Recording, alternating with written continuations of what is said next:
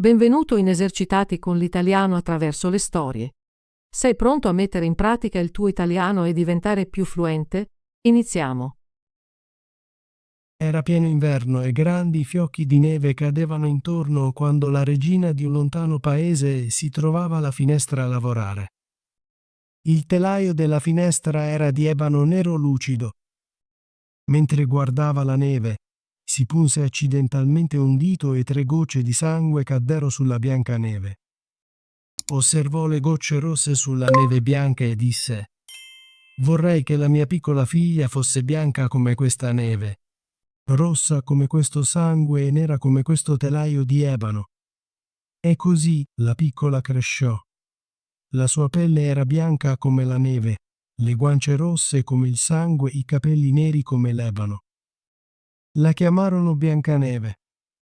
Ma la regina morì e poco dopo il re sposò un'altra donna che divenne la nuova regina. Era molto bella, ma così orgogliosa che non sopportava l'idea che qualcun altro fosse più bella di lei. Aveva uno specchio magico in cui si guardava e chiedeva: «Dimmi, specchio, dimmi la verità. Di tutte le dame del regno, chi è la più bella, dimmi chi?» E lo specchio rispondeva sempre: «Tu, regina, sei la più bella di tutto il regno». Ma col passare del tempo, Biancaneve divenne sempre più bella. Quando compì 7 anni, era luminosa come il giorno e più bella della regina. Un giorno, quando la regina guardò nel suo specchio e fece la solita domanda, lo specchio rispose: «Tu, regina, sei bella da vedere, ma Biancaneve è molto più bella di te». Quando la regina sentì questo, si infuriò e diventò gelosa. Chiamò uno dei suoi servitori e disse: «Porta Biancaneve lontano nel bosco, così non dovrò mai più vederla». Il servitore portò via Biancaneve, ma il suo cuore si ammorbidì quando lei lo pregò di risparmiarle la vita. Disse: «Non ti farò del male, bella bambina». La lasciò sola nel bosco, sperando che qualche persona gentile la trovasse e la salvasse. Povera Biancaneve vagò nel bosco, spaventata e sola. Animali selvatici ruggivano attorno a lei, ma nessuno le fece del male. La sera trovò una piccola casetta tra le colline e vi entrò per riposarsi, poiché i suoi piedini erano troppo stanchi per continuare.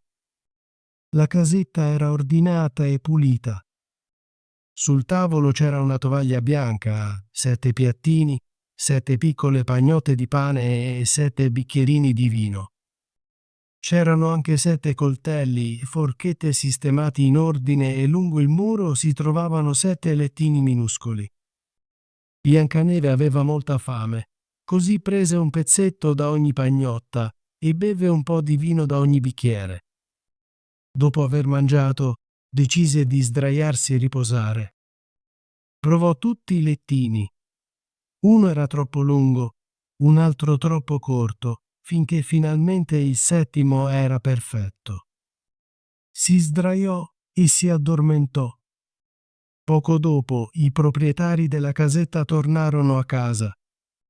Erano 7 piccoli nani che vivevano nelle montagne e cercavano oro.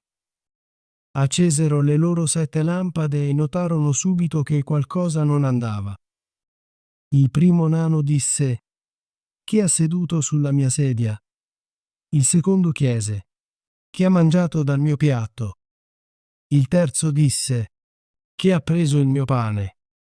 Il quarto chiese: «Chi ha usato il mio cucchiaio?» Il quinto disse: «Chi ha maneggiato la mia forchetta?»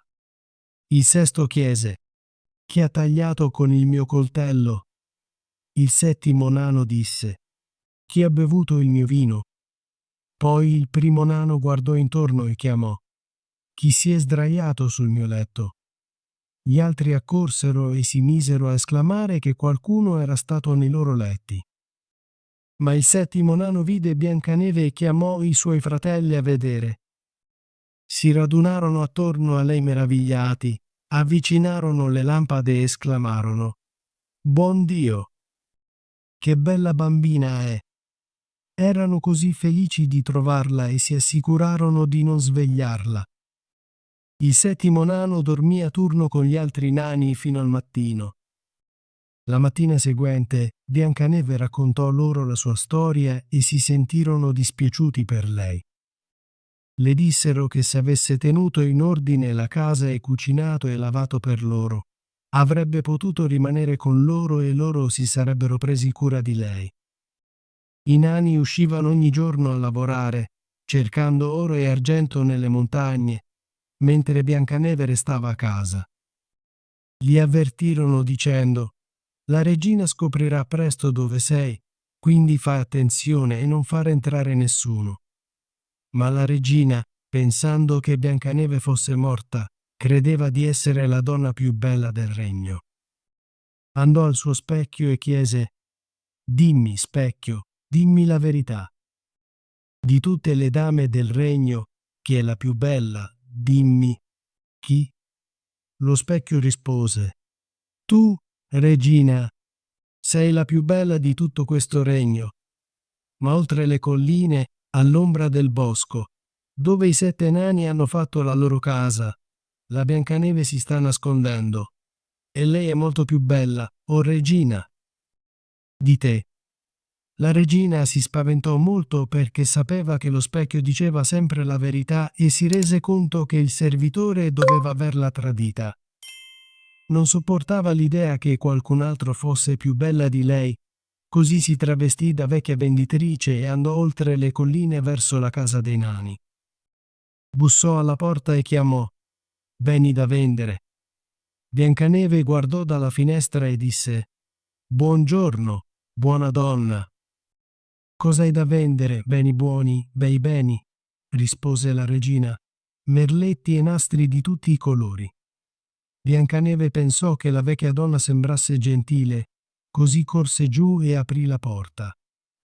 «Oh cara», disse la vecchia, «i tuoi nastri sono così malamente legati. Lascia che ti aiuti con uno dei miei nuovi e bellissimi nastri». Biancaneve, non sospettando alcun pericolo, si trovò di fronte alla vecchia. Ma la regina la legò così strettamente che Biancaneve non riuscì a respirare e cadde a terra come se fosse morta. «Questa è la fine della tua bellezza», disse la malvagia regina e tornò a casa. La sera i 7 nani tornarono e rimasero sconvolti nel trovare la loro amata Biancaneve distesa a terra, sembrando priva di vita. La sollevarono e, dopo aver scoperto cosa era successo, tagliarono il nastro. Ben presto, lei cominciò a respirare e tornò in vita. Le dissero: «La vecchia era la regina stessa. Fai attenzione la prossima volta e non far entrare nessuno quando siamo via». Quando la regina tornò a casa, andò dritta al suo specchio e chiese di nuovo, ma con grande tristezza. Esso disse: «Tu, regina, sei la più bella di tutto questo regno, ma oltre le colline, all'ombra del bosco, dove i 7 nani hanno fatto la loro casa, la Biancaneve si sta nascondendo, e lei è molto più bella, o regina, di te». Il cuore della regina si riempì di rabbia e odio quando sentì che Biancaneve era ancora viva. Si travestì di nuovo, questa volta in un'altra maniera, e portò con sé un pettine avvelenato.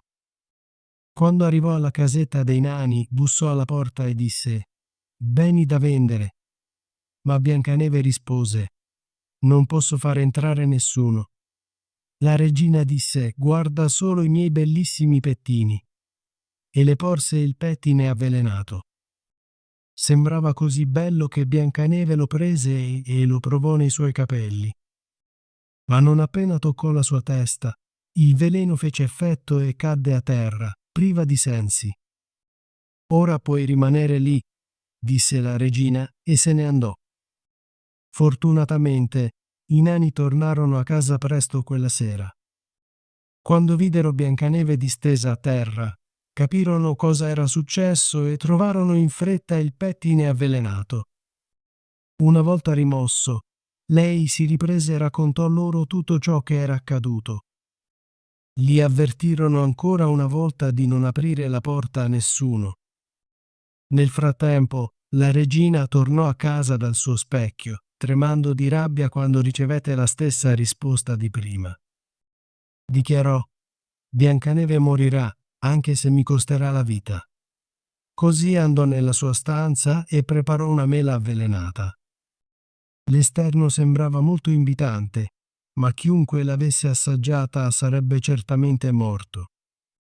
Poi si travestì da contadina e viaggiò oltre le colline verso la casetta dei nani, bussando alla porta.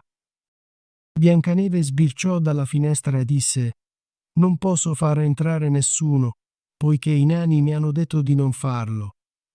Fai come vuoi, disse la vecchia, ma per favore prendi questa bella mela. Te la regalo. No, disse Biancaneve, non posso prenderla. Sei una sciocca, rispose la regina. Di cosa hai paura? Pensate che sia avvelenata. Dai, tu mangi una metà e io mangerò l'altra. La mela era preparata in modo che un lato fosse sicuro, mentre l'altro fosse avvelenato. Biancaneve fu tentata perché la mela sembrava deliziosa e, quando vide la vecchia mangiarne, non riuscì a resistere più. Ma non appena morse, cadde morta. Questa volta nulla ti salverà, disse la regina e tornò a casa dal suo specchio. Alla fine, esso disse: Tu, regina, sei la più bella di tutte le belle. E il suo cuore malvagio si riempì di gioia. Quando arrivò la sera, i nani tornarono a casa, trovarono Biancaneve distesa a terra, senza respirare. Temettero che fosse morta. La sollevarono, le pettinarono i capelli e le lavarono il viso con vino e acqua, ma nulla funzionò. Sembrava priva di vita. Così la posero su un lettuccio e la piansero per 3 interi giorni. Pensarono di seppellirla, ma le sue guance erano ancora rosate e il suo viso sembrava proprio come quando era viva. Dissero: Non possiamo seppellirla nel freddo terreno.